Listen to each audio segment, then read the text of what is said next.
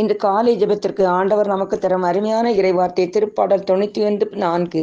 அவர்தம் சிறகுகளால் உம்மை அரவணைப்பார், அவர்தம் இறக்கைகளின் கீழ் புகலிடம் காண்பீர். ஆண்டவரே இயேசுவே, சமாதானத்தின் ஊற்றே, புதியதொரு நாளை கொடுத்ததற்காக உமக்கு நன்றி கூறுகின்றோம். இயேசு இரட்சகரே, காலையிலும் இரவிலும் அது வார்த்தையால் வலுப்படுத்தி நல்வாழ்வை தந்து கொண்டிருக்கின்றவரே, உம்மை ஆராதிக்கின்றோம்.